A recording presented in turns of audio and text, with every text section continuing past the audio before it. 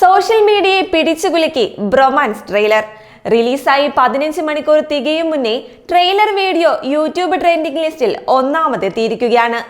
Arjun Ashokan, Mathew Thomas, Sangeeth Pratap, മഹിമ നമ്പീർ തുടങ്ങിയവരാണ് ചിത്രത്തിൽ പ്രധാന താരങ്ങളായി എത്തുന്നത്. ഒരു കംപ്ലീറ്റ് കോമഡി എന്റർടൈനർ ആയിരിക്കും ചിത്രമെന്നാണ് ട്രെയിലർ നൽകുന്ന സൂചന. പ്രേമലുവിന് ശേഷം മലയാള സിനിമയിലെ അടുത്ത കോമഡി ചിത്രമായിരിക്കും ബ്രൊമാൻസ്. കൂടാതെ ചിത്രം 100 കോടി കടക്കുമെന്നാണ് ട്രെയിലറിന് താഴെ ആരാധകർ കുറിച്ചിരിക്കുന്നതും. ജോ ആൻഡ് ജോ, 18+ എന്നീ സിനിമകൾക്കു ശേഷം അരുൺ ഡി ജോ സംവിധാനം ചെയ്യുന്ന ചിത്രം കൂടിയാണ് ബ്രൊമാൻസ്. ആഷിഖ് ഉസ്മാൻ പ്രൊഡക്ഷൻസിന്റെ ബാനറിൽ ആഷിഖ് ഉസ്മാൻ നിർമ്മിക്കുന്ന ഈ ചിത്രം വാലന്റൈൻസ് ഡേ ദിനമായ ഫെബ്രുവരി 14-നാണ് തിയേറ്ററുകളിൽ എത്തുന്നത്.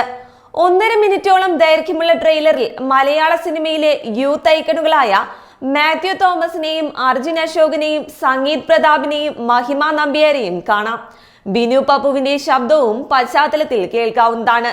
ഇവരെ കൂടാതെ കലാഭവൻ ഷാജോണും ശ്യാം മോഹനും ചിത്രത്തിൽ പ്രധാന വേഷങ്ങളിൽ എത്തുന്നുണ്ട്.